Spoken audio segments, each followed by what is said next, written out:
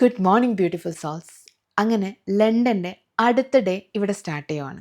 കുറച്ച് നല്ല ഫ്രഷ് എനർജിയും ഗുഡ് വൈബ്സും അതുപോലെ പോസിറ്റിവിറ്റിയൊക്കെ ആയിട്ട് നമുക്ക് വീഡിയോ അങ്ങ് തുടങ്ങിയാലോ. എന്തായാലും നല്ല കോസി മൂഡാണ്. ഒരു സ്ലോ മോർണിംഗ്. വേറൊന്നുമല്ല, പുറത്ത് നല്ല മഴയാണ്. മഴയാണെങ്കിലും നമ്മുടെ പ്രോഗ്രാംസിനൊന്നും ഒരു മാറ്റമില്ല. പെട്ടെന്ന് തന്നെ ബ്രേക്ക്ഫാസ്റ്റ് കഴിച്ചിട്ട് നമുക്കിവിടെ നിന്ന് ഇറങ്ങാം. ക്ഷമിക്കണം, ചിലപ്പോൾ വീഡിയോക്ക് ക്ലാരിറ്റി കുറയാൻ ചാൻസ് ഉണ്ട്. വേറൊന്നുമല്ല, മഴയല്ലേ. മഴയാണെങ്കിലും ആ കോസി മൂഡും ആ കോസി വെതറും നമ്മൾ എൻജോയ് ചെയ്യണ്ടേ. ആ വീഡിയോക്കും പ്രത്യേക ഒരു ഭംഗി ഉണ്ടാവില്ലേ. അങ്ങനെ നമ്മൾ ആദ്യം പോകുന്നത് സെൻറ്റ് പോൾസ് കത്തീഡ്രലിലേക്കാണ്.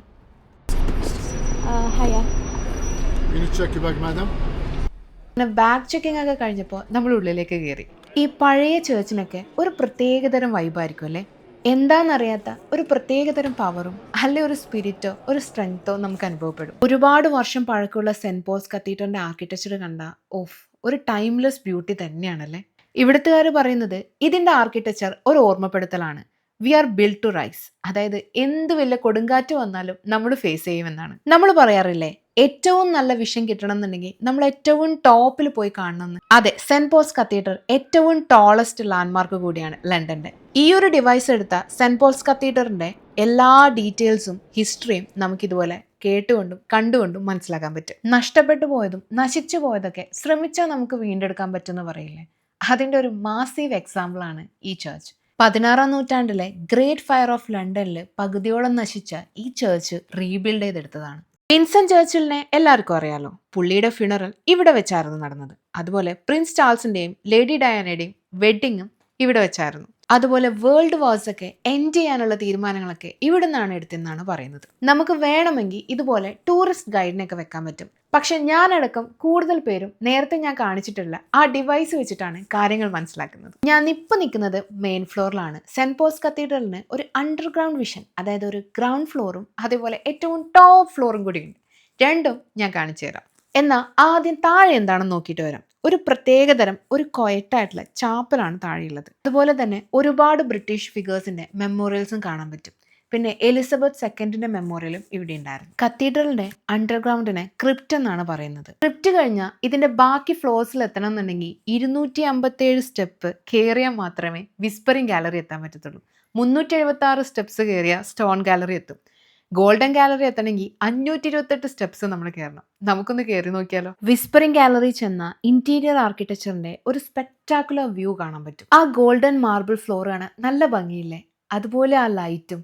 ഇനി ഒരു 376 സ്റ്റെപ്പ് എടുത്ത ഈ സ്റ്റോൺ ഗാലറിയും കാണാൻ പറ്റും. ഞാൻ പറയാൻ വിട്ടുപോയൊരു കാര്യമുണ്ട്. Saint Paul's Cathedral free pass അല്ല, നമ്മൾ നേരത്തെ ബുക്ക് ചെയ്യണം.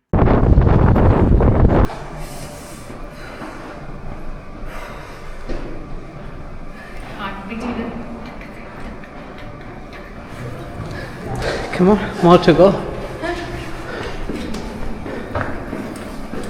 ഒരു പക്ഷേ ലണ്ടനായി ബുക്ക് ചെയ്താൽ പോലും ഇത്രയും സൂപ്പർ വ്യൂ നമുക്ക് കാണാൻ പറ്റത്തില്ല. അടിപൊളിയല്ലേ. ഇവിടെ ഇരുന്ന ഹോൾ ലണ്ടൻ നമുക്ക് കാണാൻ പറ്റും. ഐക്കോണിക് ലണ്ടൻ ലാൻഡ്മാർക്ക് ആയിട്ടുള്ള റിവർ തേംസും ദ ഷാർഡും ടവർ ബ്രിഡ്ജും അതുപോലെ ലണ്ടൻ ഐയും ഇതുപോലെ ഒറ്റ സ്ട്രക്ചറിൽ നമുക്ക് കാണാൻ പറ്റും. അത്ര നല്ല ക്ലിയർ വെതർ അല്ലെങ്കിൽ കൂടിയും ഒരു പ്രത്യേകതരം ഡാർക്ക് ക്ലൗഡും ഒരു വല്ലാത്തൊരു ഫീലല്ലേ. ഏറ്റവും ബെറ്റർ സ്പോട്ട് നോക്കാൻ വേണ്ടി ഒരുപാട് വീഡിയോസ് ഞാൻ കണ്ടിട്ടുണ്ടെങ്കിലും എല്ലാവരും പറയുന്നത് ലണ്ടൻ ഐനേക്കാളും എത്രയും ബെറ്ററാണ് സെൻറ്റ് പോൾസ് കത്തീഡ്രലും സ്കൈ ഗാർഡനൊക്കെ. എന്തായാലും സ്കൈ ഗാർഡനേക്കാളും ഏറ്റവും ടോപ്പ് വ്യൂവിലാണ് നമ്മളിപ്പോൾ നിൽക്കുന്നത്. അപ്പോൾ നമ്മളിപ്പം സെൻറ്റ് പോൾസ് കത്തീഡ്രലിന് ഇറങ്ങാമെന്ന് വിചാരിക്കുകയാണ്. അടിപൊളി view.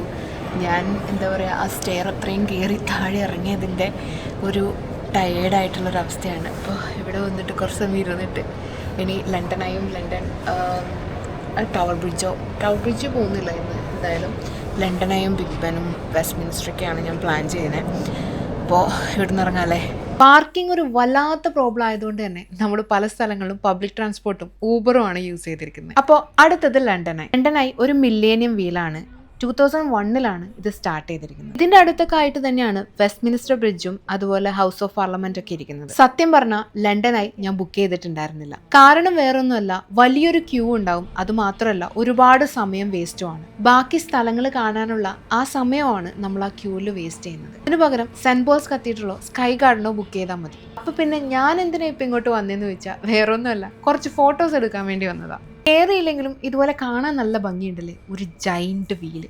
There is always something special അല്ലേ ഇതുപോലുള്ള ബ്യൂട്ടിഫുൾ പ്ലേസസ് ഒക്കെ കാണുമ്പോൾ. മൈൻഡ് ഭയങ്കര ക്വയറ്റും പീസ്ഫുള്ളും ആയിരിക്കും. എന്താ പറയുക, നമുക്ക് ഭയങ്കര ഡീപ്പായിട്ട് ബ്രീത്ത് എടുക്കാനും ഒന്ന് റീകണക്ട് ചെയ്യാനൊക്കെ പറ്റുന്ന പോലെ. സോ നെക്സ്റ്റ് ആണ് ബിഗ് ബെൻ. ബിഗ് ബെൻ ലണ്ടന്റെ മോസ്റ്റ് ഐക്കോണിക് ലാൻഡ്മാർക്കിൽ ഒന്നാണ്. ഇത് ജസ്റ്റ് ഒരു യമണ്ടൻ ക്ലോക്ക് മാത്രമല്ല, ബ്രിട്ടീഷുകാർക്ക് ഇത് അവരുടെ ട്രഡീഷന്റെ ഒരു സിമ്പൽ കൂടിയാണ്. അത് മാത്രമല്ല, ഇതിനെ എലിസബത്ത് ടവർ എന്നും കൂടി പറയും. നമ്മളിവിടെ സൂക്ഷിക്കേണ്ട 2 കാര്യങ്ങളുണ്ട്. ഒന്ന് നമ്മുടെ പേഴ്സും, മറ്റേത് നമ്മുടെ ഫോണും. മാഞ്ചസ്റ്റർ പോലെയല്ല, ലണ്ടൻ അത്യാവശ്യം നല്ല തിരക്കാണ്.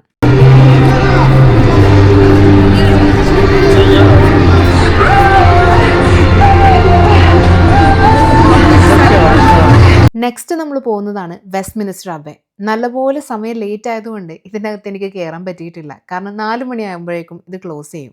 ഇതിന്റെ ഹൈലൈറ്റ് വരുന്നത് ഹിസ്റ്റോറിക്കൽ സിഗ്നിഫിക്കൻസും ആർക്കിടെക്ചർ ബ്യൂട്ടിയൊക്കെ തന്നെയാണ്. ക്ലോസ് ചെയ്തത് കാരണം ഗേറ്റിന്റെ വെളിയിൽ നിന്ന് എടുത്തിട്ടുള്ള വീഡിയോ ആണ് ഈ കാണുന്നത്. അത്യാവശ്യം നല്ല പോലെ നടന്നതുകൊണ്ട് തന്നെ ഒരു കോഫി കുടിച്ചിട്ട് ബാക്കി പരിപാടികളൊക്കെ ആയേക്കാം അല്ലേ. സമ്മർ ആയെങ്കിലും ആ മഴ കാരണം അത്യാവശ്യം നല്ല തണുപ്പും ഉണ്ട് ഇന്ന്. അങ്ങനെ നമ്മൾ നെക്സ്റ്റ് പ്ലേസിലേക്ക് നടന്നു തുടങ്ങി. ടേറ്റ് ബ്രിട്ടനിലോട്ടേക്ക് പോകാനായിരുന്നു. എന്താണെന്നറിയില്ല, എല്ലാം വളരെ സ്ലോ ആയും എൻജോയ് ചെയ്തുമായിരുന്നു നമ്മൾ ചെയ്തുകൊണ്ടിരുന്നത്.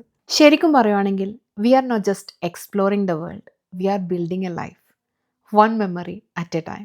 സോ ഇതാണ് ടേറ്റ് ബ്രിട്ടൻ. ഇവിടെ പോകാൻ പ്രത്യേകിച്ച് ടിക്കറ്റോ പാസോ ഒന്നും വേണ്ട, ഫ്രീ ആണ്. ടേറ്റ് ബ്രിട്ടൻ ഒരു ആർട്ട് ഗാലറിയാണ്. ബ്രിട്ടീഷ് ഇമോഷൻ്റെയും ഹിസ്റ്ററിയുടെയും അതുപോലെ തന്നെ ഇമാജിനേഷൻ്റെയും ഒക്കെ ഒരു ആർട്ട് ഗാലറി. ആർട്ട് ഗാലറികളെ പറ്റിയോ പെയിൻറ്റിങ്ങിനെ പറ്റിയോ അത്ര വലിയ നോളജൊന്നും എനിക്കില്ലെങ്കിലും ഇതൊരു സ്പേസ് ഓഫ് ഇൻസ്പിറേഷനാണ്. അതായത് ഒരു പ്രത്യേകതരം റിഫ്ലക്ഷനും ഒരു ക്രിയേറ്റീവ് എനർജിയാണ് ഇവിടെയുള്ളത്.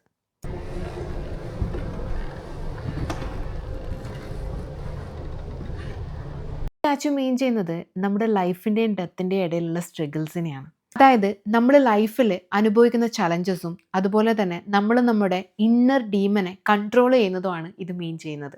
ഇതുപോലെ നമുക്ക് പെയിന്റ് ചെയ്യാനുള്ള ട്രൈപോഡും പെയിന്റും പെൻസിലൊക്കെ അവിടെ ഉണ്ടായിരുന്നു. സ്ഥിരം ക്ലീശ തന്നെയാണ്, കുന്നും മലയും കാക്കയും സൂര്യനും ഒക്കെ തന്നെ ഉണ്ടായിരുന്നു.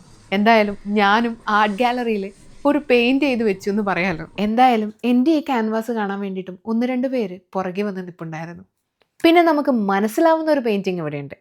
ബ്രിട്ടീഷ് ഈസ്റ്റ് ഇന്ത്യ കമ്പനി നമ്മൾ റൂൾ ചെയ്തിരുന്ന ആ സമയത്ത് അവർ വരച്ചിട്ടുള്ള ഒരു പെയിന്റിംഗ് ആണ്. പെയിന്റിങ്ങിൽ അന്നത്തെ ഇന്ത്യൻ ആർട്ടിസ്റ്റും മുഗൾസൊക്കെയാണ് ഇരിക്കുന്നത്. ഈ ആർട്ട് വർക്കിൽ ഇന്ത്യൻ ആൾക്കാരും അതുപോലെ തന്നെ അവരുടെ ഡെയിലി ലൈഫ്സും ഒക്യുപ്പേഷൻസും ഫെസ്റ്റിവലും സോഷ്യൽ കസ്റ്റംസ് ഒക്കെയാണ് കാണിക്കുന്നത്. ശരിക്കും പറഞ്ഞാൽ ഒരു ബ്രിട്ടീഷ് ഇന്ത്യൻ ആർട്ട് ഹിസ്റ്ററി അല്ലേ. അങ്ങനെ കുറച്ച് സമയം കൂടി ചുറ്റിക്കണ്ടതിന് ശേഷം നമ്മൾ തിരിച്ച് റൂമിലോട്ടേക്ക് ഇറങ്ങി. സോ ലണ്ടന്റെ ഫൈനൽ പാർട്ട് ഞാൻ പെട്ടെന്ന് തന്നെ പോസ്റ്റ് ചെയ്യുന്നതായിരിക്കും. അതിങ്ങനെയല്ല, ഒരു ആനിവേഴ്സറി സ്പെഷ്യൽ ഡേ വീഡിയോ ആണ്. അപ്പോൾ മറക്കണ്ട, please subscribe. Love you all. By.